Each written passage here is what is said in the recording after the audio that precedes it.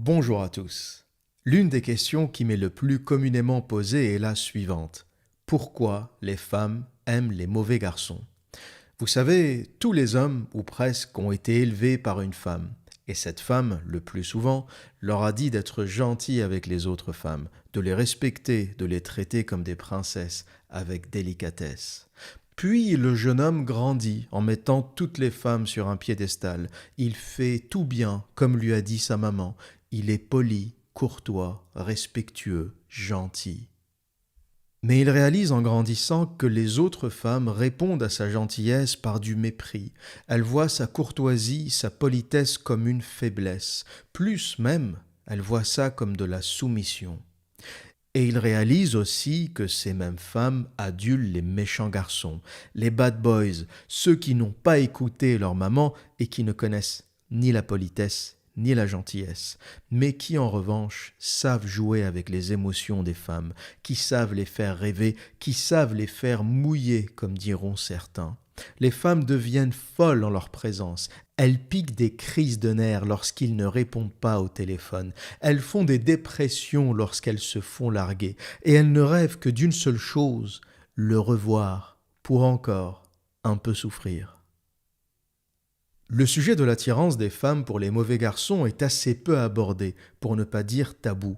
Et lorsqu'il est abordé, les auteurs qui le font ne vont jamais au bout des choses, comme s'ils avaient peur de découvrir la vérité, comme s'ils avaient peur de découvrir que leur propre mère, cette femme qui leur a donné la vie, a passé la sienne à leur mentir. C'est pour cela que j'ai dédié un chapitre entier de mon livre, MGTOW, ces hommes qui prennent leur propre chemin, à ce sujet. Il s'agit du chapitre 4, et c'est ce chapitre que je souhaitais partager avec vous aujourd'hui. Mais vous l'aurez compris, là n'est pas mon propos. Je tente de comprendre un phénomène observé et vécu dans une moindre mesure.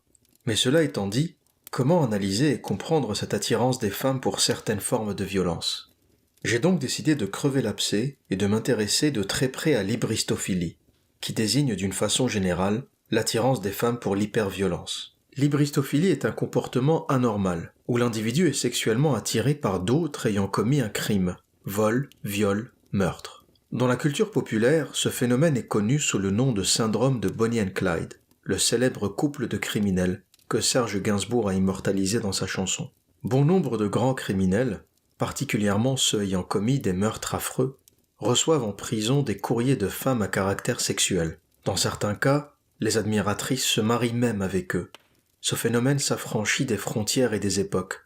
Reconnu coupable de la mort de 11 personnes au début du XXe siècle en France, Henri-Désiré Landru a reçu quelques 800 demandes en mariage, avant d'être guillotiné. L'Autrichien Joseph Fritzl, qui a séquestré et violé sa fille pendant 25 ans, et le gourou américain Charles Manson, commanditaires de 7 crimes atroces, ont aussi eu leurs fans. Luca Rocco Magnotta, plus connu comme le dépeceur de Montréal, condamné à la prison à vie en décembre 2014 pour avoir tué un étudiant chinois, puis violé et dépecé son cadavre avant d'en envoyer les morceaux par la poste à divers destinataires, a lui aussi eu sa page Facebook de soutien. Sur Facebook, Twitter et certains blogs, de nombreuses pages célèbrent la beauté et la force de caractère de Luca Rocco Magnotta. Plusieurs internautes se cachent derrière un pseudonyme, mais quelques-uns le font à visage découvert. C'est le cas de Destinée Saint-Denis, qui a accepté que le Huffington Post Québec publie son nom et sa photo. La jeune femme de 21 ans a créé le groupe Facebook Support Magnotta, soutenons Magnotta. La page a cumulé plus de 1400 membres avant d'être retirée par les administrateurs du site en raison de son contenu inapproprié. C'est aussi le cas de Dzhokhar Tsarnaev, l'un des auteurs des attentats du marathon de Boston qui avait fait 3 morts et 264 blessés en avril 2013. Quant aux frères parricides Lyle et Eric Mendez, ils ont trouvé chacun une épouse. Lyle épousa Anna Erickson en 1996, puis Rebecca Sneed en 2003 lors d'une cérémonie en prison. Son frère Eric épousa Tammy Ruth Saccoman en 1999, également dans la salle d'attente de sa prison. Le tueur en série américain Richard Ramirez, coupable de 11 viols et de 14 meurtres, a épousé en 1996 Doreen Lioy, une journaliste indépendante de 41 ans. En Argentine, Edith Casas, 22 ans, s'est mariée le jour de la Saint-Valentin avec celui qui avait tué sa sœur jumelle 2 ans plus tôt. Elle a été examinée par les psychologues et déclarée saine d'esprit. Celle-ci a même affirmé, citée par le Daily Mail, être persuadée de l'innocence de son compagnon. Victor n'est pas un homme violent, et il n'est pas mauvais. Nous n'avons aucun doute sur ce que nous faisons. Nous nous aimons. Ces témoignages sont beaucoup trop nombreux pour être ignorés ou passés sous silence. Ce sont des faits qui nous poussent à nous interroger sur cette étrange attirance qu'éprouvent certaines femmes pour les hommes violents. Si le bad boy est à des années-lumière du meurtrier, le mécanisme qui génère l'attirance pour l'un comme pour l'autre reste assez similaire et trouve ses origines dans notre évolution. Imaginez nos ancêtres préhistoriques il y a environ 2,8 millions d'années. Leur vie était courte, rude et souvent violente. À cette époque, le confort de notre civilisation moderne technologiquement avancée n'existait pas. Leur survie était assurée par la prédation. Des groupes de chasseurs-cueilleurs et de pêcheurs, souvent nomades, se battaient physiquement pour subvenir aux besoins de leur famille ou de leur clan. Tout mâle qui voulait avoir accès au sexe féminin pour perpétuer l'espèce devait alors avoir quelque chose à offrir en retour. En sa présence, les femelles recherchaient un accès régulier à l'abri, à la protection et surtout à la nourriture.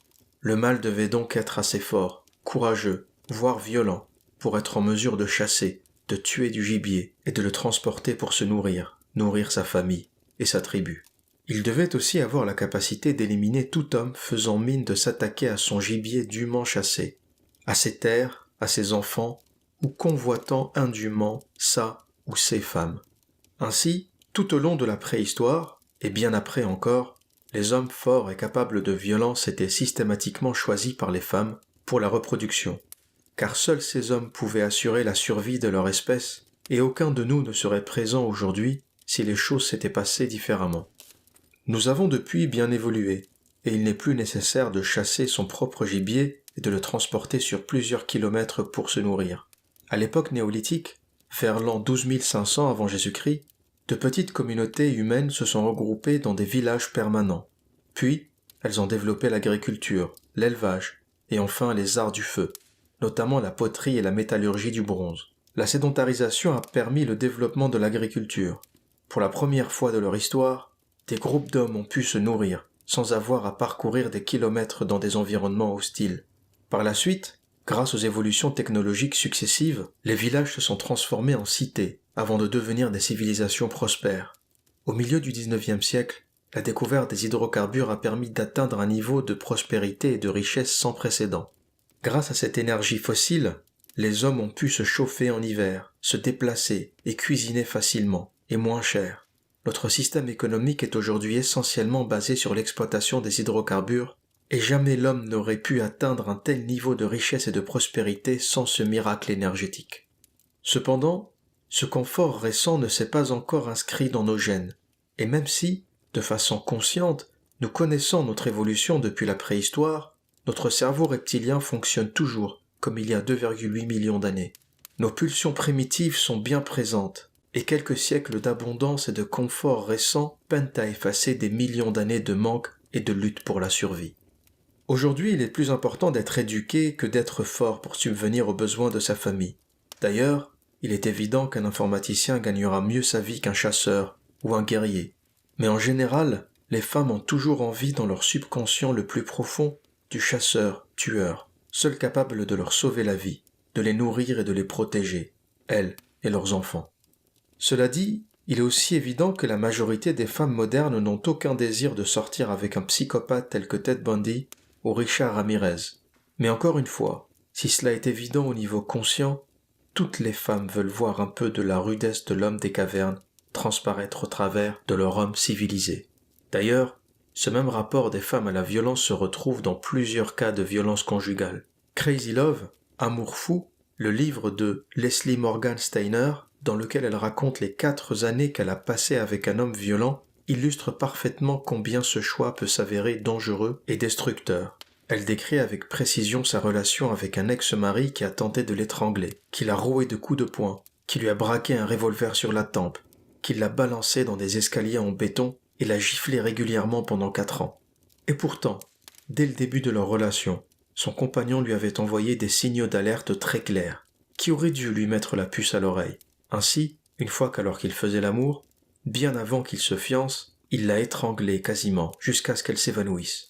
Malgré cet incident, Elle lui a réaffirmé qu'elle lui appartenait depuis toujours. Cela ne l'a pas empêchée de se porter candidate pour souffrir. Cette relation violente et toxique s'est achevée quand il est parti de leur appartement après 3 ans de mariage. On ne saura donc jamais si elle l'aurait un jour quitté d'elle-même. Cet homme était peut-être un monstre à l'échelle consciente, mais inconsciemment, il était pour elle le redoutable chasseur dont la présence, malgré la violence, lui procurait un sentiment de protection. Cela semble pathologique à première vue, particulièrement dans les cas extrêmes, mais en réalité, c'est le résultat de millions d'années d'évolution. Le rapport de la femme à la violence constitue un spectre allant de celle qui réclame une fessée à son homme dans la chambre à coucher, aux groupies de tueurs en série. Dans le cas des pratiques sadomasochistes, chaque femme qui vous demande de l'étouffer, de lui donner une fessée ou de lui cracher dessus dans un environnement sûr et contrôlé, pendant un rapport sexuel consensuel, agit sur cette envie mal comprise. Mais il n'y a rien de malsain. Elle vous demande en réalité de libérer l'homme des cavernes qui sommeille en vous. Elle vous demande de devenir une arme violente qu'elle peut manier pour sa protection. Et en faisant cela, elle reçoit en récompense une immense stimulation sexuelle. Pour étayer mon propos, je vous propose de passer en revue quelques cas pratiques, exposant des cas extrêmes d'hybristophilie. Anders Behring Breivik est un terroriste norvégien qui a perpétré et revendiqué les attentats d'Oslo et d'Utøya, un acte abominable qui a fait 77 morts et 151 blessés le 22 juillet 2011. Un article du Figaro Madame daté du 19 août 2015 au titre « Folle du tueur Anders Breivik ». Elle lui écrit plus de 150 lettres. Elle l'appelle par son prénom, lui écrit chaque semaine et promet qu'elle l'attendra. L'AFP a rencontré cette femme, Victoria, dont le cœur ne bat que pour le tueur Anders Behring Breivik. Cet homme est pourtant l'auteur du pire massacre commis en Norvège depuis la Seconde Guerre mondiale. Il n'empêche que Breivik a, comme d'autres criminels célèbres, son lot de groupies. Victoria, un pseudonyme utilisé pour protéger la véritable identité de la jeune femme, est l'une d'elles. « Vraiment, je ne voudrais pas vivre ma vie sans lui », assure-t-elle. Sa voix tremble d'émotion lorsqu'elle parle de son très cher Anders. Originaire d'une petite ville suédoise, la jeune femme d'une vingtaine d'années se démène pour obtenir un assouplissement du régime carcéral du tueur condamné à 21 ans de prison, une peine susceptible d'être prolongée. L'extrémiste de droite est maintenu à l'isolement depuis son incarcération. Victoria n'est pas affectée par le crime de l'homme. Rappelons qu'il a placé une bombe dans le quartier des ministères à Oslo et ensuite tiré à balles réelles sur un camp d'été de la jeunesse travailliste sur l'île d'Utøya. Pourtant, son admiratrice estime que le régime d'isolation qu'il subit en prison est une vraie torture et indique « Je suis encore plus attachée à lui maintenant qu'il est dans une situation si vulnérable ». Elle est sans emploi et de santé fragile, mais elle lui écrit pour lui remonter le moral et lui envoie des petits cadeaux, comme cette cravate bleu foncé qu'il portait à son procès. En retour, elle a reçu 2 courriers de lui, vus par l'AFP, les autres ayant été bloqués par l'administration pénitentiaire. Pas facile de décrire la nature de sa relation avec Breivik, qu'elle n'a jamais rencontré. Ses démarches pour lui rendre visite en prison ont toutes été rétorquées jusqu'à présent. Elle le décrit tour à tour comme son vieil ami, une figure fraternelle, protectrice, mais répond par l'affirmation quand on lui demande si elle le trouve attirant. Leur premier contact remonterait à 2007 et aurait eu lieu via des jeux en ligne. 2 ans plus tard, il rompt les liens, mais Victoria renoue début 2012 avec celui qui est entre-temps devenu l'homme le plus détesté de Norvège. Ce qui est étrange, c'est que Victoria n'est pas la seule fan de Breivik. L'hebdomadaire Morgenbladet rapportait en 2014 que Breivik recevait au moins 800 lettres par an, souvent écrites par des admiratrices. Pendant son procès en 2012, on apprit même qu'une adolescente de 16 ans lui avait envoyé une demande en mariage. Dans un autre genre, le phénomène Ted Bundy est d'un intérêt particulier, car la fascination de certaines femmes pour ce meurtrier perdure encore aujourd'hui. Ted Bundy était un tueur en série américain qui a été exécuté le 24 janvier 2009, dans la prison d'État de Floride où il était incarcéré. Il a agressé, violé et assassiné de nombreuses jeunes femmes durant les années 70, et peut-être avant. On ignore jusqu'à présent le nombre précis de ses victimes. Il a été condamné et exécuté pour enlèvement, meurtre et nécrophilie. Son physique avantageux et son attitude charmeuse ont attiré la curiosité de nombreuses femmes. De jeunes femmes ont poussé le vice jusqu'à s'habiller comme ses victimes, le jour de son procès. La prison d'Orlando où il a été incarcéré s'est vite retrouvée inondée de courriers féminins. Une jeune femme dénommée Carol Ann Boone s'est distinguée, car elle a déménagé en Floride pour se rapprocher de Bundy. Comble de l'ironie, Bundy lui a fait sa demande en mariage au cours de son procès, et elle a accepté. Le couple finit par avoir une fille, malgré l'interdiction des visites conjugales. On ne sait pas grand-chose de leur vie, si ce n'est que Carol Ann et Bundy ont divorcé quelques années avant son exécution. Mais le plus étonnant, et le plus inquiétant aussi, est que la fascination pour ce meurtrier continue, avec l'apparition sur Netflix d'une série consacrée à Ted Bundy, intitulée « Extremely Wicked, Shockingly Evil and Vile », en traduction littérale « extrêmement méchant, scandaleusement mauvais et abominable ». Netflix a dû rappeler à l'ordre certaines abonnées qui n'ont pas hésité à exprimer leur attirance pour le meurtrier. La plateforme les a mises en garde, non sans humour, contre cette fascination malsaine. On pouvait d'ailleurs lire sur le compte Twitter de Netflix « J'en vois beaucoup qui parlent du présumé sex appeal de Ted Bundy. Et je voudrais rappeler à tous qu'il y a littéralement des milliers d'hommes canons sur Terre. Presque la totalité d'entre eux ne sont pas des serial killers condamnés. » Tweet publié le 28 janvier 2019. Il ne s'agit pas au travers de cette analyse de porter un jugement de valeur sur les femmes, et encore moins d'exiger qu'elles changent. Il s'agit plutôt de l'analyse objective d'un phénomène dont la compréhension pourrait même en aider certaines à sortir de ce cercle vicieux de la violence. Car pour beaucoup de femmes, ces pulsions et cette attirance vers la violence contrôlée, ou pas, demeurent un mystère. Mais la réalité est plus complexe. Même si la santé mentale de ces femmes peut être remise en question, il n'en reste pas moins que cette fascination pour la violence est ancrée dans nos gènes. L'univers fictif du film Bienvenue à Gattaca pourrait résoudre ce problème en filtrant les marqueurs génétiques de la violence. Selon le film, des manipulations génétiques pour supprimer certains gènes constitueraient la seule façon de modifier les comportements humains. Et nous pouvons par extrapolation appliquer cela à l'attirance féminine pour les hommes capables de violence. Mais là encore, cela nécessiterait une campagne d'eugénisme très contraire à l'éthique et à laquelle je m'oppose catégoriquement. Pourquoi ne pas simplement admettre ce qui est ? Il semble donc que les femmes soient condamnées à vivre avec cette fascination inscrite dans leur gène. Éduquer, informer et en parler est peut-être aujourd'hui le meilleur moyen d'apprivoiser ce phénomène. Mais le peut-on encore, avec toute la mouvance du féminisme extrême qui culpabilise les femmes qui n'adhèrent pas à leur théorie ? Les féministes refusent en bloc cette réalité. Mais se voiler la face et prétendre qu'une chose n'existe pas ne suffit pas à la faire disparaître, ne leur en déplaise. Alors pourquoi la nier ? N'y a-t-il pas là aussi des tentatives de manipulation des femmes par d'autres femmes ? Nous y reviendrons plus tard.